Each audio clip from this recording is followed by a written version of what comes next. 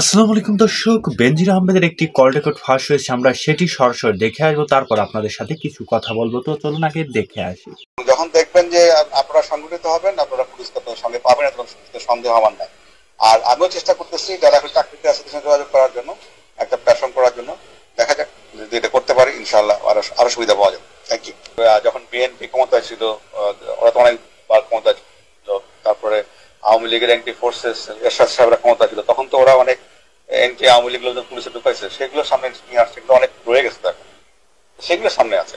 আর এমনি জেনারেলি পুলিশের তারা খুবই হাইলি ডিমোরালাইজ, সংক্ষুব্ধ এই সরকারের উপরে, বিকজ এদেরকে খুন করে, এদেরকে হত্যা করে তো এরা ক্ষমতা আসছে, এদের রক্তের উপর দিয়ে ক্ষমতা আসছে।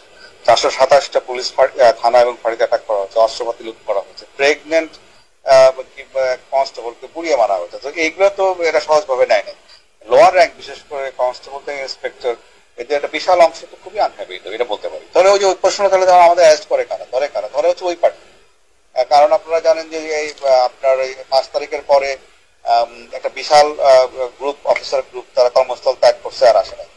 আর তারপরে যেটা করেছে, 300-400 অফিসারকে এরা ডিউটি থেকে তুলে নিয়ে সংযুক্ত করে রাখছে, অকার্যকর জায়গা দিয়ে রাখছে। আবার একটা বিশাল সংখ্যক লোক এরা অলরেডি চাকরি থেকে বের করে দিচ্ছে। আর এটা একটা রিটায়ার্ড লোককে চাকরিতে নিয়ে আসছে।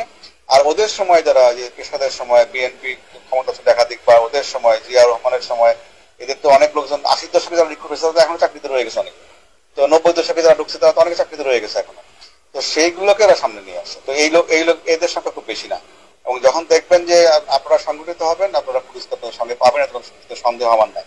আর আমিও চেষ্টা করতেছি যারা এখন চাকরিতে আছে তাদের সঙ্গে যোগাযোগ করার জন্য, একটা প্ল্যাটফর্ম করার জন্য। দেখা যাক যদি এটা করতে পারি, ইনশাল্লাহ আরো সুবিধা পাওয়া যাবে। Thank you. তো এতক্ষণ ভিডিওটি দেখলেন এবং এই ভিডিওটি দেখার পর আপনাদের কি মতামত তা অবশ্যই কমেন্ট করে জানাবেন। বেনজির আহমেদের এই কল রেকর্ডটা অবশ্যই আপনারা শুনলেন। আর পরবর্তী এরকম ভিডিও পাওয়ার জন্য আমাদের এই চ্যানেলটি অবশ্যই সাবস্ক্রাইব করে রাখবেন। পরবর্তী সকল আপডেট ভিডিও পাওয়ার জন্য। আল্লাহ হাফেজ।